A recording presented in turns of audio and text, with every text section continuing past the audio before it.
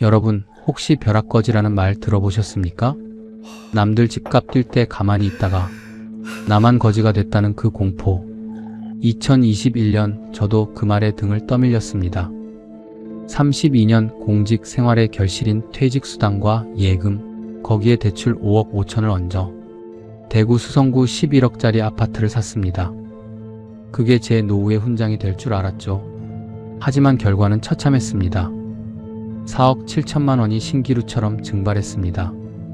11억짜리 성채에 살면서 아내 병원비가 없어 새벽마다 전단지를 돌려야 했던 3년. 32층 화려한 감옥에서 제가 어떻게 걸어 나왔는지 그 이야기를 시작해 보겠습니다. 사연 시작하기 전에 구독과 좋아요, 알림 설정 부탁드립니다. 여러분의 작은 손길이 영상을 만드는데 큰 힘이 됩니다. 제 이름은 박성태입니다. 올해로 67, 대구시청 도시계획과에서 32년을 일하고 2020년 봄에 정년퇴직한 전직 공무원입니다. 퇴직하던 날 동료들이 꽃다발을 안겨주며 수고했다고 했습니다. 32년, 그 세월이 꽃 한 다발로 마무리되는 순간이었습니다. 섭섭하지 않았다면 거짓말이겠지요. 하지만 그보다 더 크게 느껴진 건 홀가분함이었어요. 이제 내 시간이 생겼다고, 아내와 조용히 살면 된다고 그렇게 생각했어요. 저는 평생 집이 없었습니다. 32년을 공무원으로 살면서도 단 한 번도 내 집이라는 걸 가져본 적이 없었습니다. 발령 따라 이 동네 저 동네 전세를 전전하며 살았습니다. 퇴직 무렵엔 달서구 작은 전셋집에 살고 있었어요. 보증금 1억 5천짜리 빌라였습니다. 부끄러운 일이 아니라고 스스로 다독였습니다. 공무원은 원래 박봉이고 아이들 교육시키고 생활하다 보면 목돈 모으기가 쉽지 않다고. 그렇게 살다 보니 어느새 60이 넘어 있었습니다. 퇴직하고 나서 달라진 게 하나 있었어요. 아침에 할 일이 없어졌다는 겁니다. 32년을 매일 아침 7시에 일어나 넥타이를 매고 출근하던 사람이 갑자기 갈 곳이 없어진 겁니다. 처음 한 달은 그게 좋았습니다. 늦잠도 자보고 아내와 동네 산책도 하고 오랫동안 못 봤던 친구들도 만났습니다. 그런데 2달째가 되자 슬슬 무언가 허전해지기 시작했습니다. 그 허전함을 채워준 게 하필 부동산 앱이었어요. 처음엔 그냥 구경이었습니다. 어차피 집 살 돈도 없으니까 그냥 요즘 집값이 얼마나 되나 구경이나 하자, 그런 마음이었습니다. 그런데 화면을 넘기다 보니 손이 멈추질 않았어요. 범어동 신축 아파트. 지난달보다 3천이 올랐고 만촌동 34평. 1년 새 4억이 뛰었습니다. 황당했습니다. 제가 32년 동안 시청에서 도시계획 업무를 해왔어요. 대구 어느 동네에 무엇이 들어서고 어느 지역이 개발되고 어느 곳이 규제를 받는지 누구보다 잘 안다고 자부했습니다. 그런데 그 지식이 정작 제 삶엔 한 번도 쓰인 적이 없었습니다. 그 무렵 오래된 친구 하나한테 전화가 왔습니다. 민간 건설사에서 일하다 일찍 퇴직한 친구였어요. 성태야, 나 이번에 수성구 아파트 팔았다. 세금 떼고도 3억 넘게 남았어. 웃으며 하는 말이었습니다. 저는 잘 됐네라고 했지만 전화를 끊고 나서 한참을 멍하니 앉아 있었어요. 그 친구는 저보다 월급도 적었습니다. 저보다 오래 일하지도 않았어요. 그런데 집 하나로 3억을 벌었습니다. 저는 32년을 일했습니다. 성실하게 원칙대로 한 번도 어긋나지 않게 살았어요. 지적도를 펼치면 대구 전역이 내 머릿속에 그려지는데 왜 내 이름 석자 적힌 등기부 등본 한 장이 없을까? 그런데 저한테 남은 건 달서구 전셋집 보증금 1억 5천과 퇴직수당 1억 8천만 원, 32년 동안 악착같이 모은 예금 2억 원이 전부였어요. 그때부터였습니다. 부동산 앱을 켜는 시간이 길어진 게 아침에 일어나면 제일 먼저 앱을 열었습니다. 밥 먹다가도 열었고 잠들기 전에도 열었습니다. 수성구 범어동, 만촌동, 황금동. 화면 속 숫자들이 매일 올라갔습니다. 오늘이 제일 싸다. 어디서나 들려오는 말이었어요. 인터넷 카페에서도, 유튜브에서도, 동네 부동산 앞 전단지에서도 오늘이 제일 싸다. 지금 안 사면 영원히 못 산다. 수성구는 절대 안 떨어진다. 그 말들이 귓속에서 맴돌았어요. 벼락 꺼지라는 말을 처음 들은 건 그 해봄 어느 뉴스에서였습니다. 집을 안 샀다는 이유만으로 가만히 있었는데 거지가 됐다는 뜻이었죠. 그 단어가 가슴에 꽂혔습니다. 저였어요. 32년을 성실하게 살았는데 가만히 있었다는 이유만으로 뒤처진 사람. 그게 저였습니다. 아내한테 처음으로 말을 꺼낸 건 퇴직하고 딱 1년이 된 2021년 봄이었습니다. 우리도 이제 집을 사야 할 것 같아. 아내는 잠깐 저를 바라봤습니다. 갑자기? 갑자기가 아니야. 우리 이제 나이가 얼마인데 언제까지 전세 살 거야? 아내는 대답하지 않았어요. 그냥 밥상을 닦던 행주를 천천히 접었습니다. 그때 그 침묵이 무슨 의미였는지 저는 한참 후에야 알았습니다. 그날 밤 저는 오래 잠을 못 이뤘어요. 부동산 앱을 켜고 수성구 매물들을 하나하나 넘겨봤습니다. 범어동 신축 주상복합 32층 야경 좋음 커뮤니티 시설 최상급 매매가 11억 5천 스크롤을 멈췄습니다. 오래 바라봤습니다. 32년 공무원이 평생 전세방을 전전하던 사람이 수성구 32층에 산다. 그 생각이 머릿속에서 지워지질 않았습니다. 지금 생각하면 그 순간이 모든 것의 시작이었습니다. 공포였는지 욕심이었는지 아니면 평생 참아온 무언가의 폭발이었는지 저는 아직도 잘 모르겠습니다. 다만 한 가지는 압니다. 그날 밤 제 안에서 무언가가 무너지기 시작했다는 걸. 결심이 서기까지는 오래 걸리지 않았어요. 그 생각이 머릿속에 박힌 날부터 저는 이미 마음을 굳히고 있었는지 모릅니다. 매일 아침 앱을 열고 매일 밤 매물을 들여다보고 매일 같은 숫자 앞에서 멈췄습니다. 범어동 신축 주상복합 11억 5천. 아내를 설득하는 데는 생각보다 시간이 걸렸습니다. 여보, 우리 형편에 11억짜리 집이야? 아내 목소리가 약간 떨렸어요. 형편이 어때서? 우리 자본이 얼마야? 퇴직수당에 예금에 전세보증금 다 합치면 6억이야. 대출 좀 받으면 되는 거잖아. 대출을 얼마나 받으려고? 5억 5천. 아내가 밥숟가락을 내려놨습니다. 여보, 우리 나이가 몇인데? 저는 그 말을 듣고도 물러서지 않았어요. 오히려 더 확신에 찬 목소리가 나왔습니다. 내가 32년을 어디서 일했어? 도시계획과야. 대구 땅을 나만큼 아는 사람이 없어. 수성구는 절대 안 떨어져. 내가 장담할 수 있어.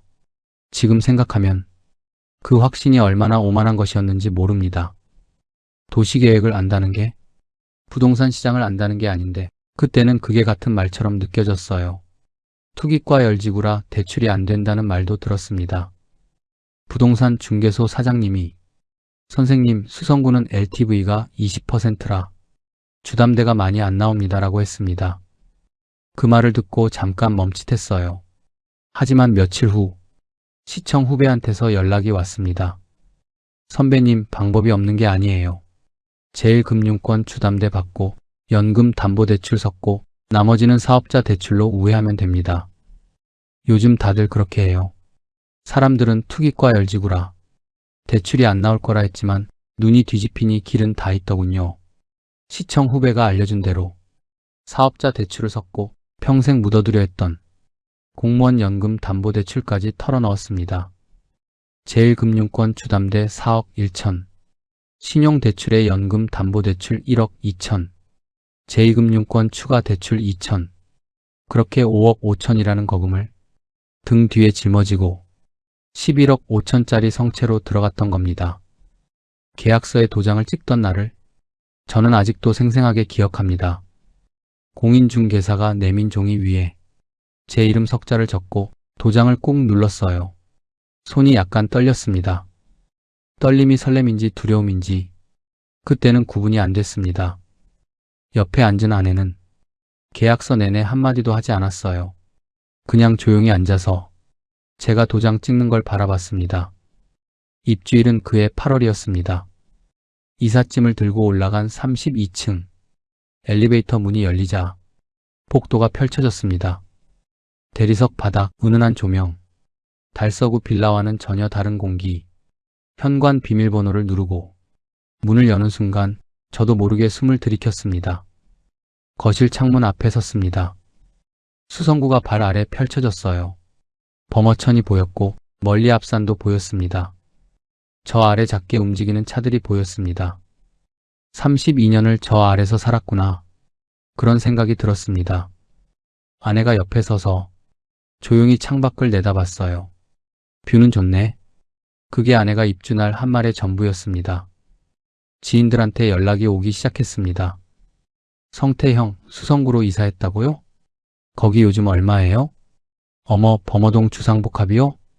부러워라. 역시 성태 씨는 달라. 공무원 생활 헛하지 않았네. 전화를 끊고 나면 묘한 기분이 들었어요. 평생 처음 느껴보는 감각이었습니다. 부러움을 받는다는 것. 32년을 성실하게 살았지만 누군가 부러워한 적이 없었는데 집 하나로 그게 달라졌어요. 경비원 아저씨가 인사를 했습니다. 박 선생님 안녕하십니까? 선생님. 그 호칭이 이상하게 기분 좋게 들렸습니다. 달서구 빌라에선 그냥 몇 동 몇 호 아저씨였는데 여기선 선생님이었습니다. 지금 생각하면 웃기는 일이지만 그때는 그게 진심으로 좋았어요. 수성구민이라는 게 일종의 훈장처럼 느껴졌습니다. 평생 없었던 계급장 하나를 드디어 단 것 같은 기분. 그 기분은 딱 한 달 갔습니다. 입주하고 정확히 한 달이 지난 날 관리비 고지서가 날아왔습니다. 62만 원. 저는 그 숫자를 보고 한동안 고지서를 내려놓지 못했습니다. 달서구 빌라에선 관리비가 한 달에 7만 원이었습니다. 62만 원. 1년이면 744만 원. 순간 머릿속으로 계산이 돌아갔어요. 관리비 62만 원. 건강보험료 지역가입자 전환으로 38만 원. 그리고 대출 이자. 그런데 이자 계산을 해보고 저는 안도했습니다. 2021년 당시 금리는 2.5% 안팎이었죠.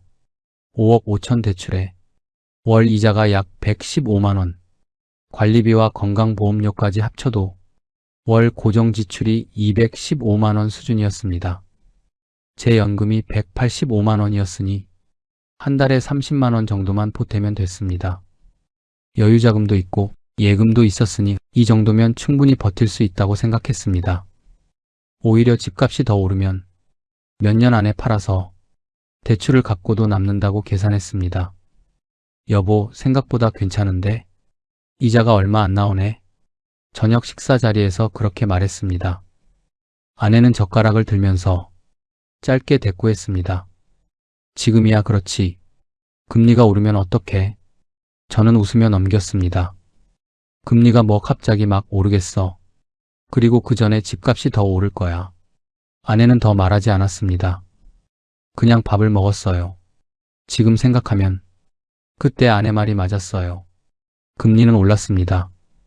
그것도 아주 가파르게. 하지만 그 시절에 저는 그 가능성을 진지하게 생각하지 않았습니다. 저금리가 영원히 계속될 것처럼, 집값은 계속 오를 것처럼, 수성구는 절대 무너지지 않을 것처럼 그렇게 믿었습니다. 아니, 그렇게 믿고 싶었습니다. 고지서를 서랍에 넣으면서 저는 다시 창밖을 바라봤습니다. 수성구 야경이 여전히 아름다웠습니다. 그래, 이 뷰를 보면서 사는 거잖아. 월 30만 원이면 이 야경을 사는 거야. 이 정도면 충분히 남는 장사지. 그렇게 스스로를 다독였습니다. 아내한테는 고지서 얘기를 더 꺼내지 않았어요. 하지만 그 서랍이 문제였습니다. 불편한 숫자를 서랍에 넣고 덮어버리는 습관. 현실을 외면하는 그 작은 행동이 나중에 얼마나 큰 값을 치르게 하는지 그때의 저는 까맣게 몰랐습니다. 2022년이 시작될 때만 해도 저는 여전히 괜찮다고 생각했습니다. 입주한 지 반년이 지났고 집값은 여전히 버티고 있었어요. 매달 30만 원 정도를 예금에서 꺼내 쓰는 게 그렇게 큰 문제처럼 느껴지지 않았죠.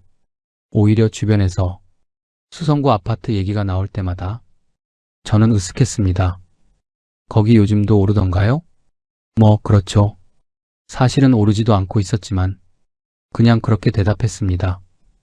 그런데 그해 봄부터 뉴스 분위기가 달라지기 시작했습니다. 미국 연방준비제도가 금리를 올린다는 소식이 들려왔습니다. 처음엔 남의 나라 얘기처럼 들렸어요. 미국이 금리를 올리면 우리나라가 무슨 상관이냐고 그렇게 생각했습니다. 그런데 여름이 지나면서 분위기가 심상치 않아졌어요. 한국은행이 기준금리를 올리기 시작했습니다. 한 번에 0.5%포인트씩 자이언트 스텝이라는 말이 뉴스마다 등장했습니다. 저는 그 단어를 들을 때마다 가슴 한켠이 서늘해졌어요. 변동금리로 대출을 받은 게 그때부터 마음에 걸리기 시작했습니다.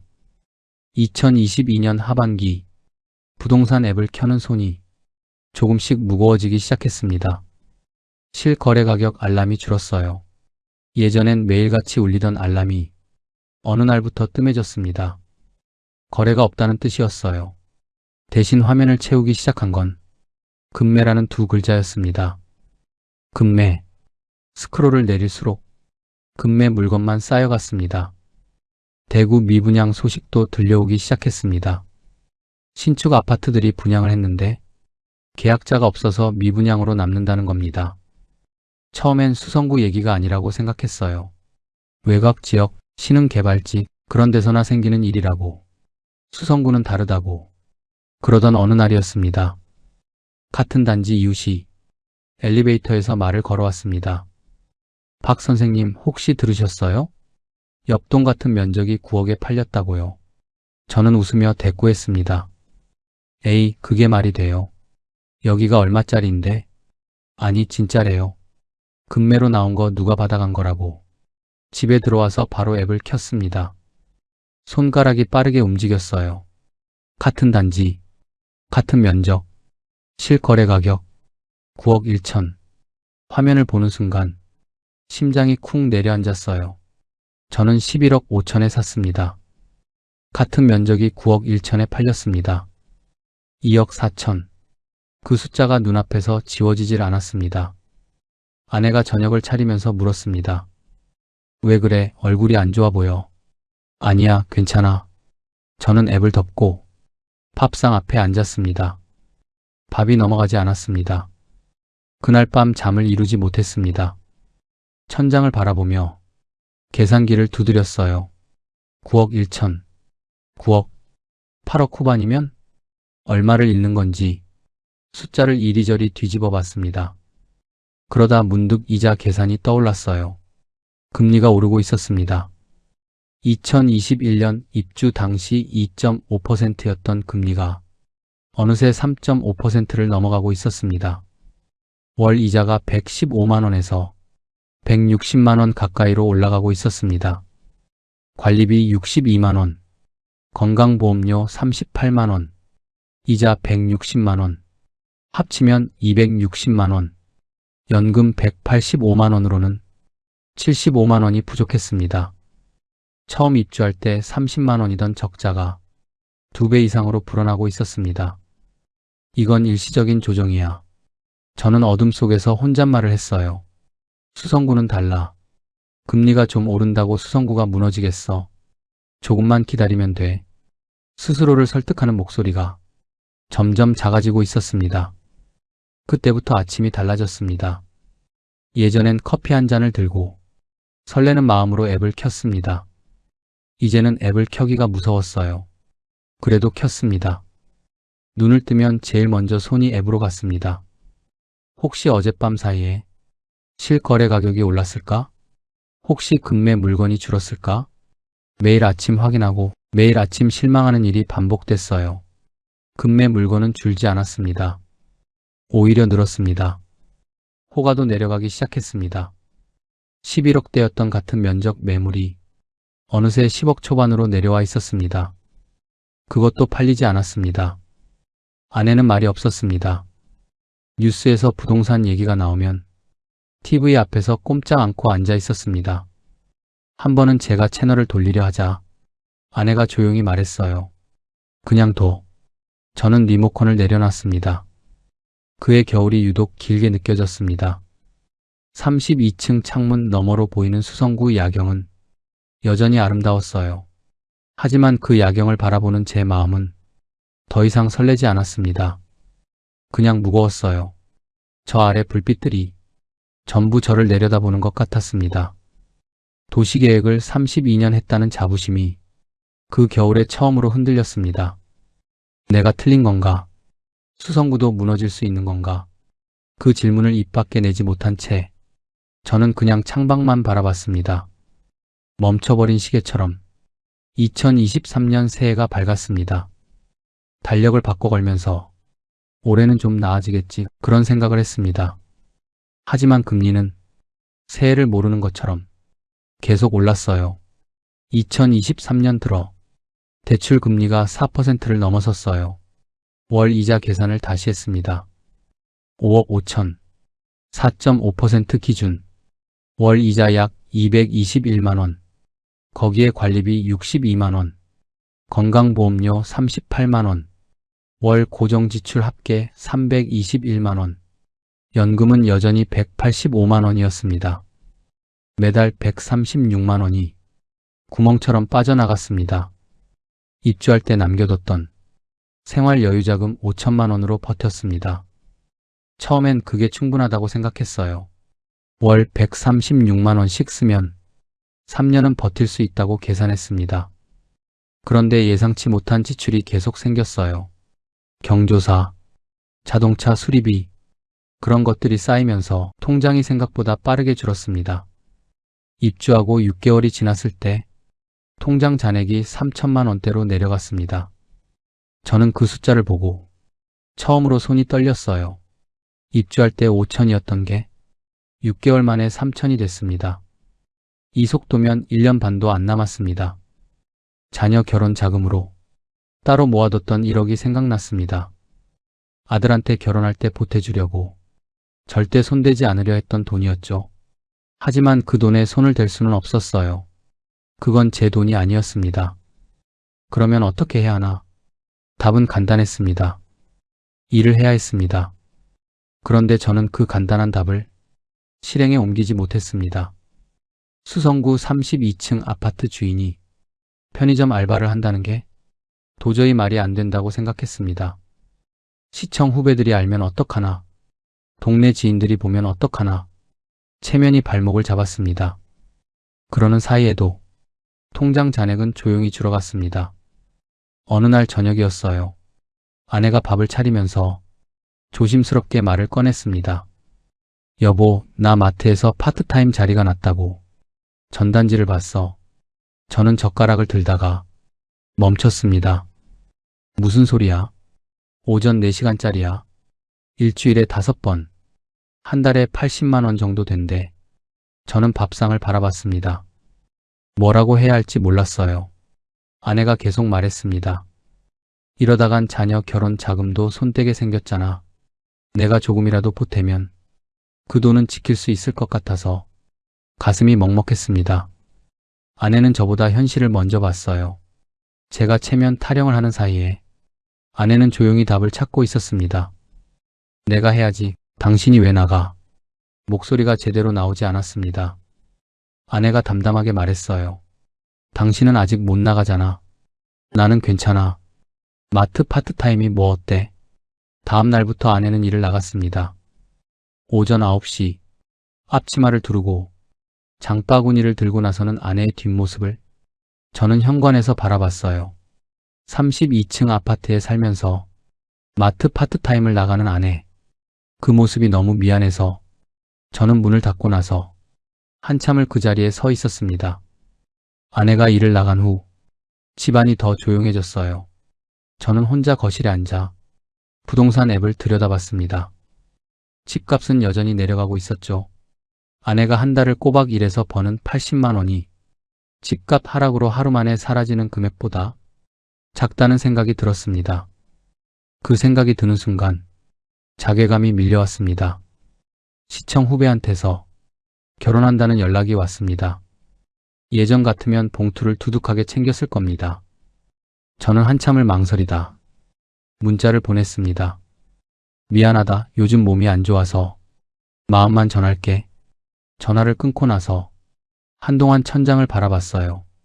32년을 함께 일한 후배 결혼식에 봉투 하나가 부담스럽다는 게 저를 더 비참하게 만들었습니다. 아내가 퇴근하고 돌아오면 저는 모른 척 TV를 봤습니다. 오늘 어땠어? 별거 없어. 힘들진 않아. 아내는 항상 그렇게 대답했어요. 한 번도 힘들다고 하지 않았습니다. 그게 더 마음에 걸렸습니다. 어느 날 아내가 무릎을 주무르며 소파에 앉아 있었습니다. 무릎이 왜 그래? 오래 서 있었더니 좀 쑤셔. 괜찮아. 병원 가봐. 파스 붙이면 돼. 파스 붙이면 된다는 말이 가슴에 박혔습니다. 병원비가 부담스러운 걸 알면서도 모른 척 해달라는 말이었어요. 32년을 공무원으로 살면서 가족한테 부족함 없이 해줬다고 생각했는데 파스 한 장으로 무릎을 달래는 아내 앞에서 저는 아무 말도 나오지 않았습니다. 그날 밤이었습니다. 아내가 잠든 걸 확인하고 저는 조용히 거실로 나왔습니다. 불을 켜지 않았습니다. 어둠 속에서 창밖을 바라봤습니다. 수성구 야경이 여전히 반짝어요. 저 아래 불빛들이 하나씩 꺼져가고 있었습니다. 제 통장처럼 나도 나가야 한다. 그 생각이 처음으로 들었습니다. 체면이 밥을 먹여주는 게 아닌데 아내 혼자 내보내고 나는 집에서 앱이나 들여다보고 있을 때가 아닌데 하지만 막상 무엇을 할 수 있을지 떠오르지 않았습니다. 64, 32년 공무원 출신. 세상은 저 같은 사람을 어디서 필요로 하는지 그때는 몰랐습니다. 아내가 일을 나간 지 2달이 지났습니다. 매일 아침 아내의 뒷모습을 보내고 혼자 거실에 앉아있는 시간이 점점 견디기 힘들어졌습니다. 부동산 앱을 들여다보는 것도 이제는 지쳐 있었어요. 숫자는 매일 내려갔고 저는 매일 같은 자리에 앉아 있었습니다. 어느 날 저녁이었습니다. 아내가 퇴근하고 들어오면서 앞치마를 벗다가 말했어요. 여보, 오늘 마트에서 같이 일하는 아주머니가 전단지 배포 일도 한대. 오전에 마트 끝나고 오후에 또 나간다고. 저는 TV를 보는 척하면서 그 말을 흘려들었습니다. 힘들지 않대? 힘들면 어때? 돈이 되는데? 아내는 그렇게 말하고 부엌으로 들어갔습니다. 그날 밤 잠이 오지 않았습니다. 전단지 배포. 그 단어가 머릿속에서 맴돌았습니다. 아침 일찍 나가서 전단지를 돌리는 일. 얼마나 될까? 저도 모르게 검색을 해봤습니다. 일당 4만원에서 6만원. 시간은 2~3시간. 새벽 일찍 시작하는 곳도 있었습니다. 새벽 일찍. 그 말에 눈이 멈췄습니다. 아내가 일어나기 전에 나갔다가 아내가 출근하기 전에 돌아오면 아무도 모를 수 있었습니다. 며칠을 망설였습니다. 내가 지금 뭘 하려는 건가? 32년 공무원이, 수성구 아파트 주인이 전단지를 돌린다고. 그런데 이상하게도 그 생각이 오래가지 않았습니다. 아내가 무릎에 파스를 붙이는 모습이 자꾸 떠올랐습니다. 체면이 밥을 먹여주는 게 아니라는 걸 이제는 알고 있었습니다. 결국 연락을 했습니다. 인터넷에서 찾은 전단지 배포 아르바이트 업체였어요. 나이가 어떻게 되세요? 64입니다. 괜찮아요. 많이들 하세요. 새벽 5시에 나오실 수 있어요? 네. 첫 출근날 아침이었습니다. 새벽 4시 반에 눈을 떴어요. 아내는 깊이 잠들어 있었습니다. 저는 소리가 나지 않게 조심스럽게 이불을 걷었고 세수를 하고 등산복을 꺼내 입었습니다. 등산 가는 것처럼 보이려고 등산복을 골랐어요. 혹시 아내가 깨면 산에 간다고 할 생각이었습니다. 현관문을 열고 나서는 순간 복도 불빛이 켜졌습니다. 대리석 복도, 은은한 조명. 처음 입주하던 날 그 복도를 걸으며 느꼈던 설렘이 떠올랐습니다.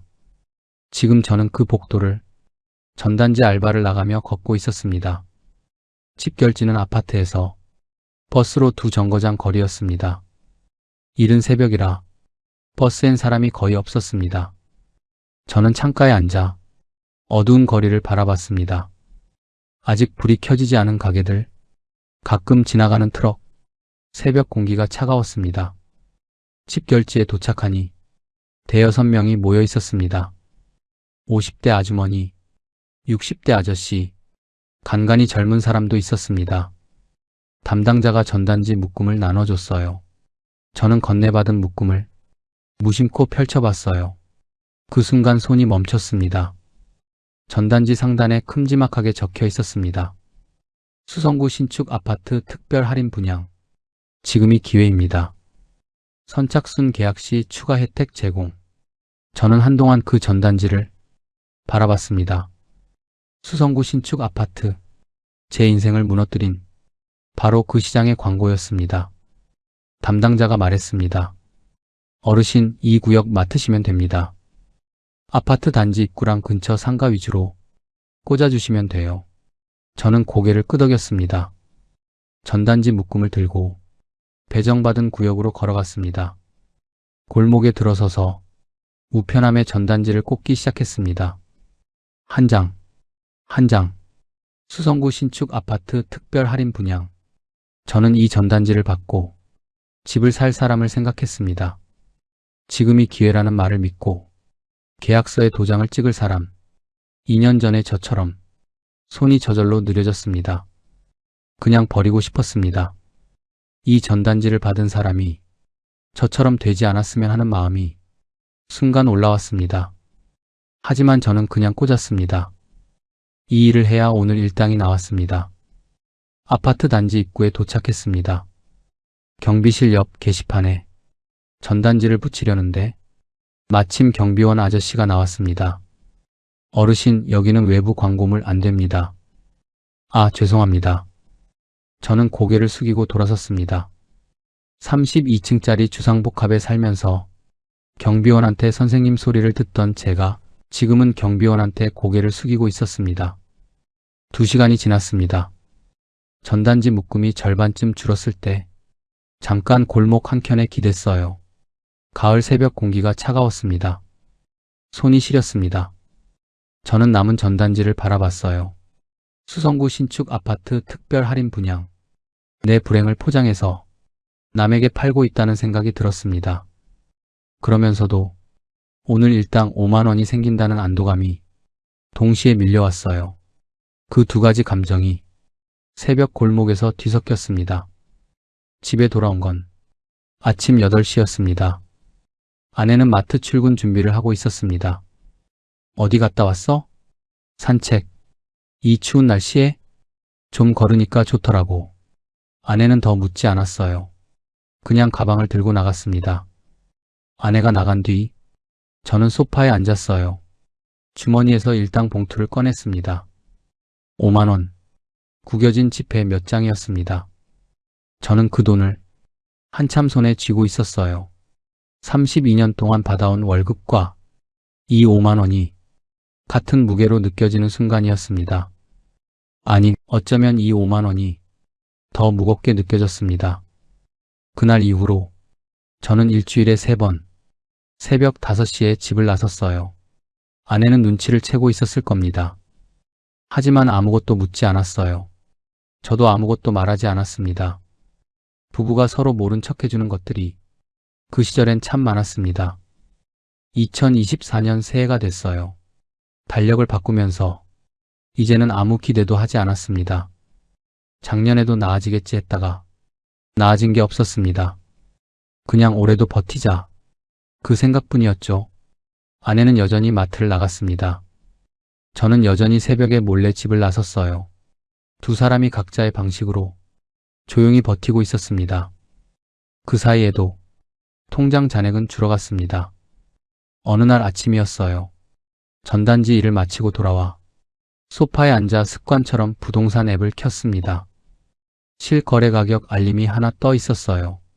저는 무심코 눌렀습니다. 화면이 열렸습니다. 같은 단지, 같은 면적, 실거래 가격 6억 8천만 원. 저는 그 숫자를 보고 한동안 앱을 닫지 못했습니다. 6억 8천. 머릿속으로 계산이 돌아갔습니다. 제가 산 가격 11억 5천만 원. 현재 실거래 가격 6억 8천만 원. 차액 4억 7천만 원. 4억 7천만 원. 저는 그 숫자를 입속으로 천천히 되뇌었습니다. 4억 7천만 원. 32년 공직 생활 동안 제 연봉이 평균 얼마였는지 계산해 봤습니다. 초임 시절 낮은 월급부터 퇴직 전 최고 호봉까지 평균을 내면 한 해에 4천만 원 남짓이었습니다. 4억 7천만 원. 그 돈을 모으려면 한 푼도 안 쓰고 꼬박 12년을 일해야 했습니다. 12년. 저는 소파에 등을 기댔어요. 천장을 바라봤습니다. 12년치 노동이 콘크리트 거품과 함께 사라졌습니다. 부동산 앱의 숫자 하나로 다리에 힘이 풀렸습니다. 그냥 그 자리에 주저앉고 싶었어요. 아침부터 새벽 골목을 돌며 전단지를 꽂고 받아온 5만 원이 주머니에 들어 있었습니다. 5만 원. 4억 7천만 원을 채우려면 매일 한 번씩 해도 26년이 걸리는 숫자였습니다. 그날 저녁이었어요. 아내가 퇴근하고 들어왔습니다. 저는 거실 불도 켜지 않고 소파에 앉아 있었습니다. 왜 이렇게 어둡게 있어? 아내가 불을 켰습니다. 저를 보더니 표정이 굳었습니다. 무슨 일 있어? 저는 한참을 말하지 못했습니다. 어떻게 말을 꺼내야 할지 몰랐습니다. 아내가 옆에 와서 앉았어요. 여보. 그 한마디에 저는 그냥 핸드폰을 내밀었습니다. 부동산 앱. 같은 단지 실거래 가격 6억 8천만 원. 아내가 화면을 들여다봤습니다. 한참 동안 아무 말이 없었어요. 저도 아무 말을 하지 않았습니다. 거실에 두 사람이 앉아서 그냥 조용히 있었습니다. 한참 후에 아내가 먼저 말했어요. 얼마나 떨어진 거야? 4억 7천. 아내가 숨을 들이켰습니다. 그리고 다시 조용해졌어요. 그 돈이 어떤 돈인지 두 사람 다 알고 있었습니다. 아들 결혼 자금으로 따로 모아뒀던 1억. 그 돈의 4배가 넘는 돈이었어요. 평생을 아끼고 모으며 살아온 두 사람의 노후가 통째로 사라진 금액이었습니다. 아내가 말했어요. 우리 어떡해? 저는 대답하지 못했습니다. 어떡하긴. 답이 없었습니다. 그날 밤 아내가 울었습니다. 소리를 죽이고 울었지만 저는 알 수 있었어요. 이불 속에서 어깨가 떨렸습니다. 저는 천장을 바라보며 그 소리를 들었습니다. 저도 울고 싶었죠. 그런데 눈물이 나오지 않았습니다. 너무 멍해서 눈물도 나오지 않았어요. 그냥 천장만 바라봤습니다. 32년을 성실하게 살았어요. 단 한 번도 원칙을 어긴 적 없이 묵묵히 살아왔죠. 그런데 마지막에 딱 한 번 욕심을 부렸습니다. 평생 없었던 내 집 하나 가져보겠다고, 벼락거지는 되기 싫다고, 수성구민이라는 훈장 하나 달아보겠다고. 그 한 번이 12년치 노동을 지워버렸습니다. 아내의 어깨가 조금씩 잠잠해졌어요. 새벽이 가까워지고 있었죠. 저는 그때서야 눈물이 한 줄 흘렀습니다. 소리도 없이 그냥 조용히. 다음날 아침이었습니다. 아내는 아무 일 없었다는 듯 밥을 차렸습니다. 저도 아무 말 없이 밥상 앞에 앉았습니다. 두 사람 다 어젯밤 얘기를 꺼내지 않았습니다. 그런데 밥을 먹다가 아내가 조용히 말했습니다. 여보, 이제 팔아야 하지 않겠어? 저는 숟가락을 내려놨습니다. 응. 그 짧은 대화가 모든 것을 결정했습니다. 집을 내놓기로 했습니다. 말은 쉬웠어요. 아내와 밥상 앞에서 팔자는 말 한마디로 결정이 난 것처럼 보였지만 막상 부동산 중개소 문을 열고 들어가는 건 전혀 다른 일이었어요. 동네 부동산을 찾아간 건 아내와 그 대화를 나눈 지 사흘이 지난 후였습니다. 중개사 사장님이 저를 보더니 물었어요. 매도 문의세요? 네. 호가를 어느 정도로 생각하세요? 저는 잠깐 머뭇거렸습니다. 얼마에 내놔야 할까? 11억 5천에 샀는데 지금 6억 8천이에요. 그 중간 어딘가에 내놓으면 혹시 손해를 조금이라도 줄일 수 있지 않을까? 8억으로 해볼게요. 사장님이 잠깐 말이 없었어요. 그러더니 조심스럽게 말했습니다. 선생님, 지금 2단지 분위기가 좀 어렵거든요. 8억이면 문의가 쉽지 않을 거예요. 그래도 한번 해보죠. 한 달이 지났지만 연락이 없었어요. 2달이 지났습니다. 그래도 연락이 없었어요. 저는 다시 부동산을 찾아갔습니다. 호가를 좀 내려볼게요. 7억 5천으로 해주세요. 사장님이 고개를 끄덕였습니다. 그렇게 하시죠. 요즘 매수자들이 많이 눈치를 보고 있어서요. 또 한 달이 지났습니다. 문의가 한 건 들어왔어요. 가슴이 뛰었습니다. 그런데 매수자가 집을 보고 나서 연락이 끊겼습니다. 그 사이에도 매달 고정 지출은 나갔어요. 이자, 관리비, 건강보험료. 아내는 여전히 마트를 나갔고 저는 여전히 새벽에 전단지를 돌렸습니다. 팔리지도 않는 집에 살면서 두 사람이 조용히 버티고 있었어요. 아들한테서 전화가 왔습니다. 아버지, 요즘 어떠세요? 잘 지내지? 어머니는요? 어머니도 잘 있어. 아들은 우리 상황을 몰랐어요. 알리고 싶지 않았습니다. 결혼 자금으로 모아뒀던 1억. 그 돈도 이미 생활비로 조금씩 손을 대고 있었어요. 아들한테는 아직 그 얘기를 못했습니다. 여름이 됐어요. 저는 다시 부동산을 찾아갔습니다. 이번엔 다른 중개소도 돌아봤습니다. 세 군데를 더 들어갔어요. 각자 내놓고 더 빨리 팔리는 쪽으로 가자고 했습니다. 호가를 또 내렸어요. 7억으로. 그래도 조용했습니다. 어느 날 중개사한테서 전화가 왔어요. 선생님, 매수 문의가 들어왔는데요. 6억 후반대로 얘기가 되겠냐고요. 저는 잠깐 말이 없었습니다. 6억 후반. 11억 5천에 산 집을 6억 후반에 팔라는 얘기였어요. 얼마요? 6억 8천을 생각하시는 것 같아요. 저는 창밖을 바라봤습니다. 수성구 야경이 보였어요. 한때 그 야경을 보며 설레던 기억이 났습니다. 생각해 볼게요. 전화를 끊었어요. 아내를 불렀습니다. 여보, 매수자가 나타났어. 6억 8천이래. 아내가 저를 바라봤습니다. 한참 동안 말이 없었어요. 팔자. 아내가 먼저 말했습니다. 짧고 단호했어요. 저는 고개를 끄덕였습니다. 계약 날이 됐어요. 중개소 탁자 앞에 앉았습니다. 매수자는 40대 부부였어요. 설레는 표정이었죠. 2년 전 저처럼 계약서가 탁자 위에 펼쳐졌어요. 저는 펜을 들었습니다. 서명란에 이름을 적고 도장을 꺼냈어요. 꾹 눌렀습니다. 도장을 찍는 순간 이상하게 손이 떨리지 않았어요. 오히려 담담했습니다. 이미 4억 7천만 원은 오래전에 사라진 돈이었으니까 그냥 확인하는 절차였어요. 집으로 돌아왔습니다. 등기권리증을 서랍에서 꺼냈어요. 2021년 8월 취득 날짜가 적혀 있었습니다. 박성태. 제 이름 석자가 선명했어요. 저는 그걸 한참 들여다봤습니다.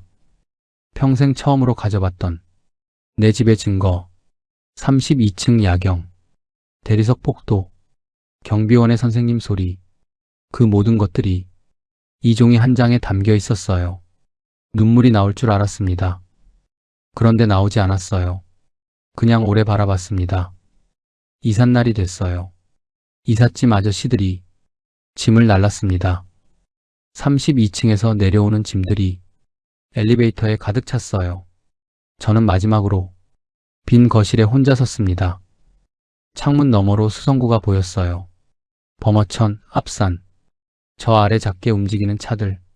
처음 입주하던 날, 이 창문 앞에서 32년을 저 아래서 살았구나.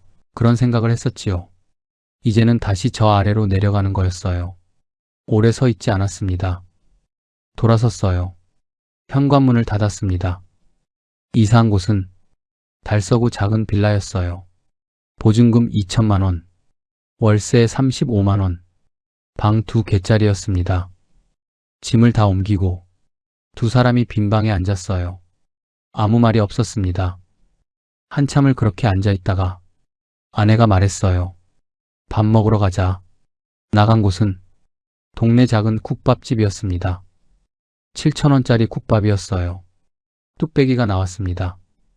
김이 올라왔어요. 저는 숟가락을 들었습니다. 한술 떴어요. 따뜻했습니다. 속이 편안했어요. 이상하게 32층 거실에서 수성구 야경을 바라보며 먹던 어떤 밥보다 이 국밥 한 그릇이 더 맛있었습니다. 아내가 말했어요. 맛있다. 저도 고개를 끄덕였습니다. 응, 맛있네. 오래간만에 두 사람이 편하게 밥을 먹었어요. 서로 아무 말을 하지 않아도 편안했습니다. 수성구에 살던 3년 동안 이런 저녁이 없었다는 걸 그때 처음 깨달았어요. 국밥집을 나서면서 아내가 제 팔짱을 꼈습니다.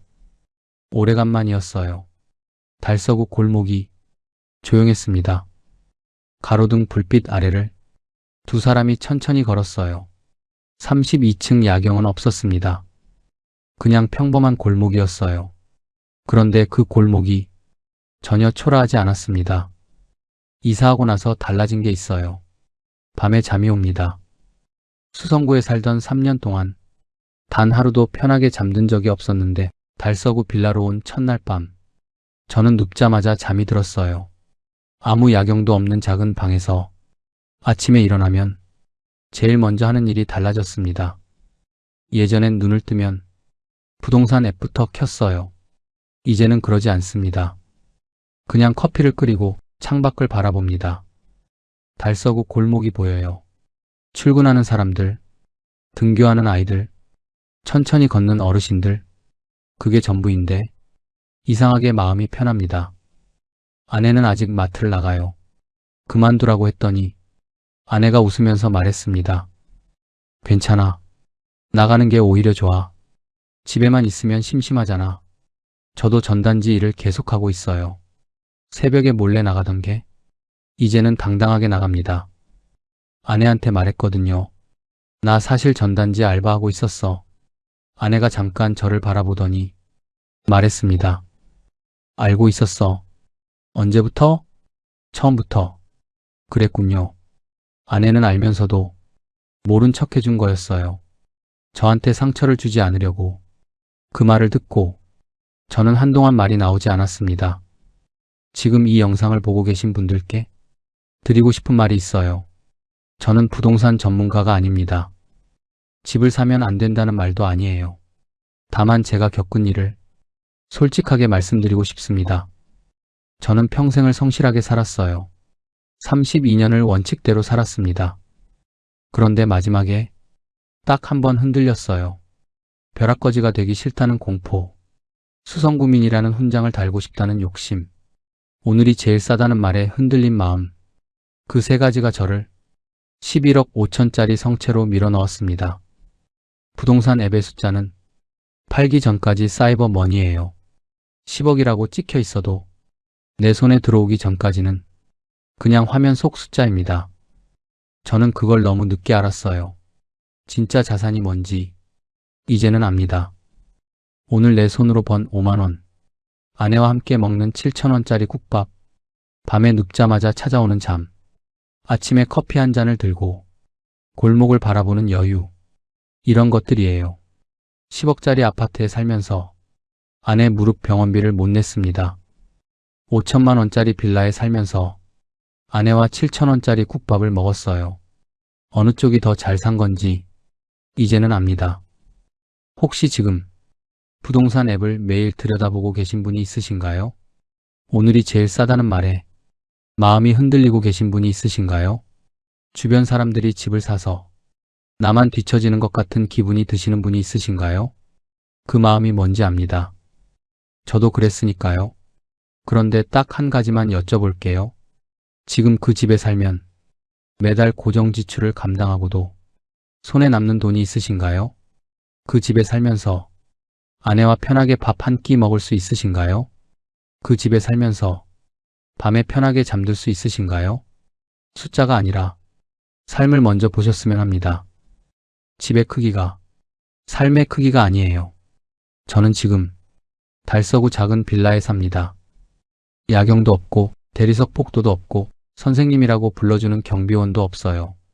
그런데 이제야 숨이 쉬어집니다. 수성구 아파트 주인이었던 3년보다 달서구 빌라에서 보낸 지금 이 시간이 훨씬 더 사람답게 살고 있다는 걸 매일 느낍니다. 화려한 성벽 안에 갇혀서 숨막히게 살았던 사람이 드리는 마지막 말씀입니다. 집을 사지 마세요. 삶을 사십시오. 오늘 이 영상을 봐주셔서 감사합니다. 여러분의 노후가 편안하고 따뜻하기를 진심으로 바랍니다. 이야기가 조금이나마 와닿으셨다면 구독과 좋아요 버튼으로 응원 부탁드립니다. 끝까지 시청해주셔서 감사합니다.